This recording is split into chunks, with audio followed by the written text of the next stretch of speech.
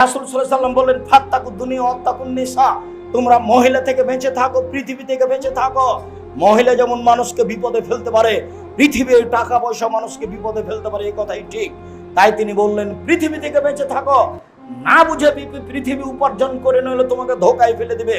আর দুনিয়া হুলুয়াতুন খাজরা, পৃথিবী হচ্ছে মিঠা বস্তু, সাবধান।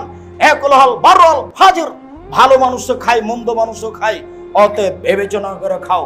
ধনী হও তাতে আসে যায় না। বৈধ ব্যবসা করতে গিয়ে যদি কোটি টাকা জরিমানা লাগে তা লাগুক।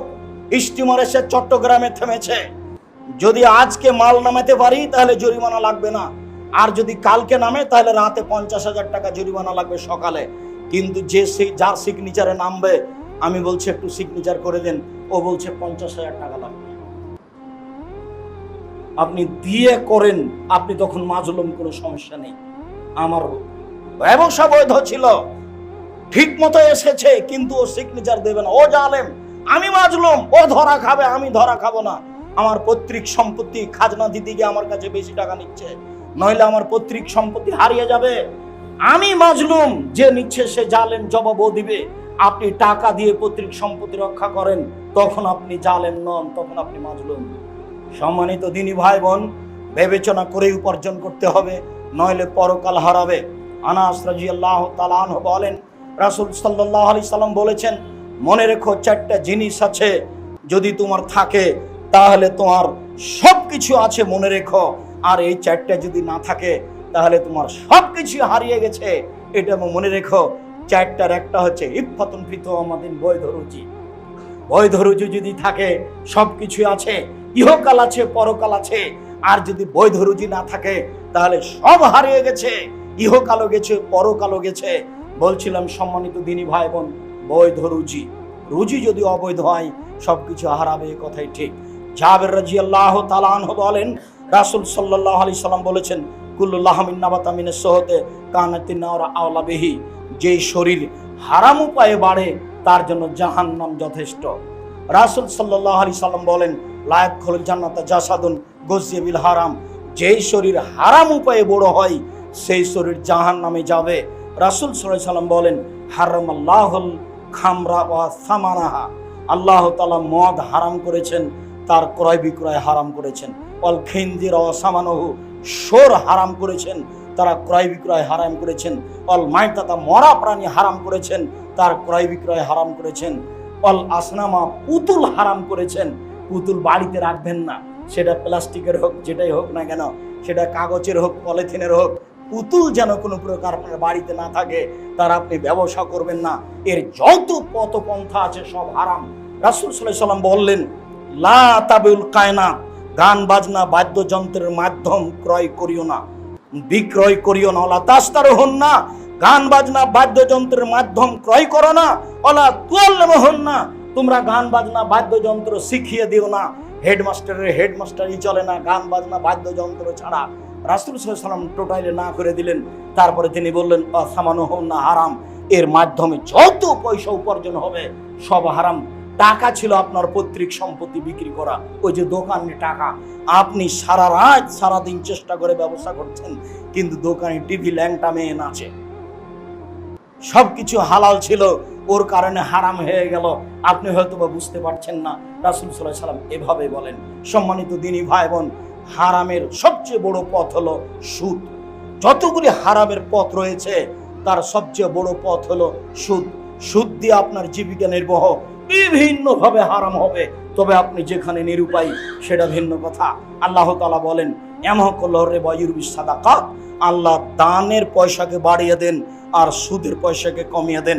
সুদ খেলে ভিক্ষুক হতেই হবে, আজ হোক আর কাল হোক। আল্লাহ তাআলা বলেন, আহলাল বাইয়া ওয়া হারাম রিবা, আল্লাহ ক্রয় বিক্রয় ব্যবসাকে হালাল করেন আর সুদকে হারাম করেন। আল্লাহ তাআলা বলেন, ইয়া আইয়ুহাল্লাযিনা আমানু লা তাকুলু রিবা আজাফা মুজাফা, হে পৃথিবীর মানুষ যারা আল্লাহকে বিশ্বাস করো, পরকালকে বিশ্বাস করো, তোমরা সুদ খায়ো না। আল্লাহ তাআলা বলেন, ইয়া আইয়ুহাল্লাযিনা আমানু তাকুল্লাহ, হে পৃথিবীর মুসলিম পুরুষ নারী তোমরা আল্লাহকে ভয় করো। ওয়া দারু মা বাকিয়া মিনার রিবা, যত সুদের লেনদেন আছে সব ছেড়ে দাও, সুদ হারাম। রাসূল সাল্লাল্লাহু আলাইহি সাল্লাম বলেন, লানাল্লাহু আকালা রিবা ওয়া মুকিলাহু ওয়া কাতিবাহু ওয়া শাহিদাইহি, আল্লাহর নবী অভিশাপ করেন যে সুদ খায়, যে সুদ দেয়, যে সুদ লিখে, যে সুদের সাক্ষী থাকে, সবাই একই রকম পাপী, সবাই অভিশপ্ত। রাসূল সাল্লাল্লাহু আলাইহি সাল্লাম এই কথা বলেন।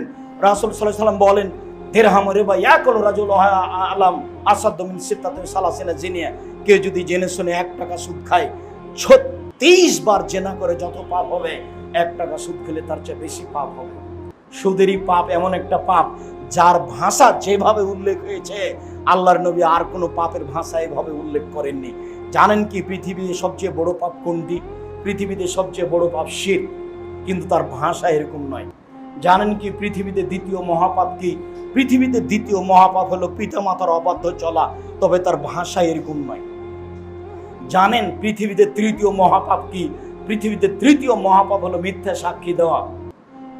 পাবনা জেলায় কতগুলো মানুষ 20 বছর থেকে জেলে আছে, ও নিজেই জানে না আমি কেন জেলে। জজ জানে না ঘটনা কি, উকিল জানে না ঘটনা কি, সবাই না জানার উপরে ফাঁসি দিয়েছে আজীবন জেল। ও নিজেও জানে না আমি কেন জেলে, ঘটনার দিন তো আমি রংপুরে ছিলাম, আমি কিভাবে অপরাধী বুঝতে পারেননি। রাসূল সাল্লাল্লাহু আলাইহি সাল্লাম বলছেন পরিস্থিতি এরকমই হবে। মিথ্যা সাক্ষী, এমন সাক্ষী লোকটা বলছে আমি তাকে 2 চোখে মারতে দেখেছি, জজের সামনে বলছে, অথচ বলছে যার কথা ও সেদিন রংপুরে ছিল। বুঝতে পারছেন না মনে হয়? তার নাম মিথ্যা সাক্ষী। এটা হলো পৃথিবীতে তৃতীয় মহাপাপ। মানুষকে হত্যা করা পৃথিবীতে 4র্থ মহাপাপ। এখনো আপনার সুদ আসেনি সিরিয়ালে, তাহলে সুদ মহাপাপে কথা ঠিক, তবে সিরিয়ালে অনেক পরে। এরপরও তার ভাষাগুলি কেমন দেখুন। রাসূল সাল্লাল্লাহু আলাইহি সাল্লাম বলছেন কেউ যদি জেনে শুনে 1 টাকা সুদ খায়, তাহলে 36 বার জেনা করে যত পাপ হবে, 1 টাকা সুদ খেলে তার চেয়ে বেশি পাপ হবে। কই এমন ভাষা তো শিরকের ব্যাপারে বললেন না, কই এমন ভাষা তো বাপ মাকে গালি দেওয়ার ব্যাপারে বললেন না, কই এমন ভাষা তো মিথ্যে সাক্ষীর ব্যাপারে বললেন না, কই এমন ভাষা তো মানুষকে হত্যা করার ব্যাপারে বললেন না। তার মানে এই পাপে সমাজ নষ্ট হয়, সুদের পাপে, যার কারণে সব এই পাপে ঘেরা পড়বে, যার কারণে এই পাপটা এইভাবে উল্লেখ রয়েছে। রাসূল সাল্লাল্লাহু আলাইহি সাল্লাম বলেন আর রিবা সাবুনা জুজান আইসারানকাজুলুম্মাহু, সুদের পাপের 70টি ভাগ রয়েছে। ছোট ভাগ হলো মার সাথে জেনা করলে যেমন পাপ হয়। নেন এবার কি দিয়ে আপনাকে বুঝাবো সুদ কি জিনিস, অথচ প্রায় মানুষই সুদের সাথে জড়িত। কিস্তি না হলে আপনার দিন চলে না।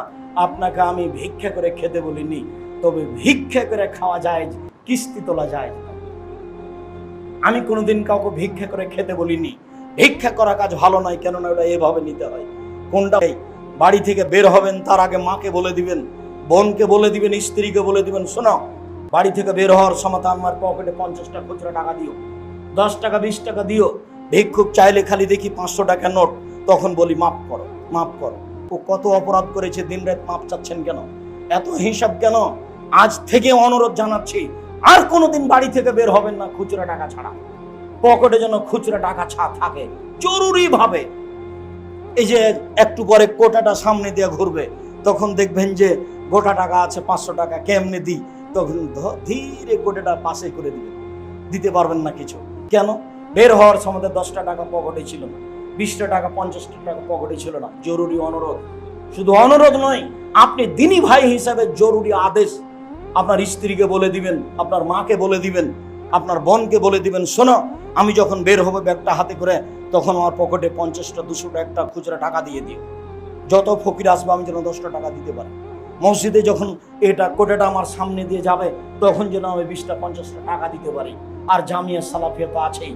জামিয়া সালাফিয়া তো জাতিকে উন্নত মানের শিক্ষা দিতে চাই, সেটা তো আমাকে দোয়া করতে হবে, না হলে জরুরিভাবে সেখানে পয়সা দিয়ে আসতে হবে। এটা তো আমার জিম্মেদারি। কিন্তু খালি বের হয়ে গেছেন, কি করবেন?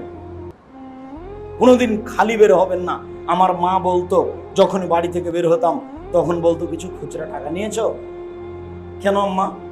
তো বলছে বেটা ছেলেকে খালি বের হতে হয় না, টাকা নিয়ে বের হতে হয়। কেন? যে আমার মা বলতেন, আমি নিজেও জানি, বাড়ি থেকে বের হতে হবে তখন কিছু টাকা পয়সা নিয়ে বের হতে হয়। এটা আমার মা বলতেন, আর এই ভাষাটা বলতেন যে বেটা ছেলেকে টাকা পয়সা নিয়ে বের হতে হয়, খালি বের হতে হয়। সম্মানিত দিনী ভাই বোন, আমরা শেষের দিকে এসে বলছি, রাসূল সাল্লাল্লাহু আলাইহি সাল্লাম হারাম উপার্জনের যতগুলি পথ উল্লেখ করলেন, তার সবচেয়ে জঘন্য ঘৃণিত পথ উল্লেখ করলেন, সেটা হলো সুদ। হালাল রুজি উপার্জন করতে হবে, এই কথাই ঠিক।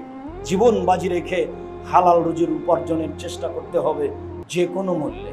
জরুরি অনুরোধ, পয়সা বেশি উপার্জন করতে হবে, এই কথাই ঠিক। যদি পয়সা বেশি উপার্জন না করেন তাহলে হাত পেতে দিতে হবে, দেওয়া যাবে না। আর সবচেয়ে বেশি পয়সা উপার্জন করা যায় ব্যবসা দিয়ে। রাসূল সাল্লাল্লাহু আলাইহি সাল্লাম নিজে ব্যবসায়ী ছিলেন, তবে ছোটকালে ছিলেন ছাগলের রাখাল, পরকালে ছিলেন শরিকে ব্যবসায়ী। ব্যবসা তিনি ভালোবাসতেন, ব্যবসা দিয়ে অনেকের উপকার করা যায়। তিনজনই ব্যবসায়ী, আবু বকর সিদ্দিক রাদিয়াল্লাহু তাআলা আনহু ব্যবসায়ী মানুষ, উমর রাদিয়াল্লাহু তাআলা আনহু ব্যবসায়ী মানুষ, উসমান রাদিয়াল্লাহু তাআলা আনহু ব্যবসায়ী মানুষ। তিনজনই ব্যবসায়ী মানুষ, তবে ব্যবসাতে টাকা বেশি কার? উসমান রাদিয়াল্লাহু তাআলা আনহু, তাই তার নাম গনি, মানে দিতে পারেন, সেই জন্য 15,000 মানুষের খরচ দিবেন। হালাল রুজি উপার্জন করতে গিয়ে আপনাকে আমি পিছে হটতে বলিনি, আপনাকে আমি সামনের দিকে আসতে বলছি। কেননা ইবাদতের জগতে সবচেয়ে দামি ইবাদত দান। তিনি বলছেন সবাকে দান করতে হবে। তখন সাহাবী বললেন, যদি না পারলে মানুষের বাড়িতে কাজ করবে, কাজ করে নিজে খাবে আর মানুষকে দিবে। দেখেছেন, ভাগ করে দিলেন, হাদিস তো বুখারী মুসলিম। তখন সাহাবীগণ বলছেন, যদি কাজ করতে না পারলে অসহায় মানুষের সহযোগিতা করবে, একটা ভ্যান ঠেকে গেছে ঠেলে দিবে। বলছে এটাও যদি না পারে, দেখছেন একই বৈঠকে সাহাবীগণ নিচে নিয়ে যাচ্ছে। বলছে যদি অসহায় মানুষকে সহযোগিতা করতে না পারে, অসহায় মানুষকেও যদি সহযোগিতা না করতে পারে, ইমসিক নাফসাহু আনিশ শাররি ফায়ালাউ সাদকা, তাহলে নিজেকে অন্যায় থেকে বাঁচাবে, এটাই হলো সাদকা। উপার্জনও করে না, সহযোগিতাও করে না, মোবাইল নিয়ে বসে আছে, তাহলে তো হবে না।